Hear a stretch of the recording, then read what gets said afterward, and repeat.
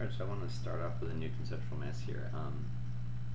I want to talk a little bit about the spline by points, because they're kind of crucial to making the curtain panels, and kind of botched them up a little bit in the last video, so I want to make sure that that part becomes clear. You've got a few ways you can make spline by points.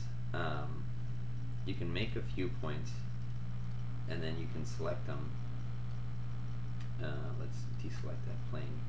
I'm holding shift to get the minus, right? And then you can say spline through points, and it connects them. But it kind of connects them, honestly I'm not sure what order it uses to connect them. But if here we say spline through points, now we can set it ourselves. And we've essentially done the same thing. And these points drive curves now, which is pretty cool to have these points driving, because then we can host things on these points and do those sorts of things, right? We can set a work plane on that point and now draw on there, but still this point is what's kind of controlling things,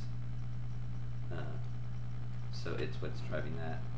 I didn't make them reference lines, so I'm not 100% sure if this is going to stay active once we do this.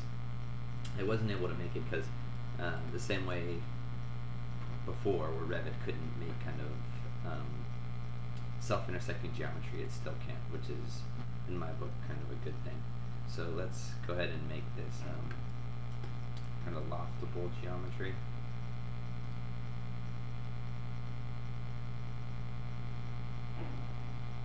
Move these down. You notice that our kind of shape is adjusting to our profile because it's hosted by that point. Right, so now if I select these, just extruded it. Let's try that again.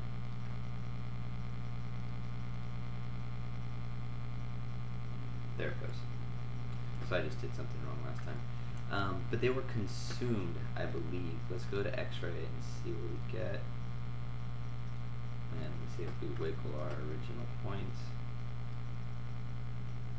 I kind of broke it. Let's try that again.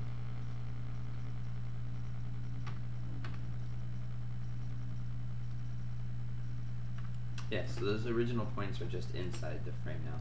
And I can modify my profile. Let's see what that does. That's interesting, right? Keeps the original profiles and modifies that. So I wanted to show the spline by points. It's not really meant to be a kind of long tutorial.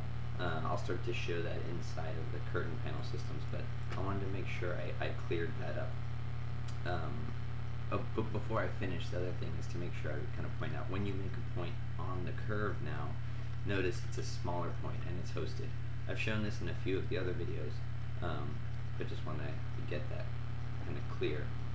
You know, points are new to the whole conceptual, back to Revit in general, and they're pretty powerful because they're the kind of base level at which you can start to build up parametric objects. So if there's any questions or kind of comments, responses to this, go ahead and post them in the comments, and we'll try to get back to them.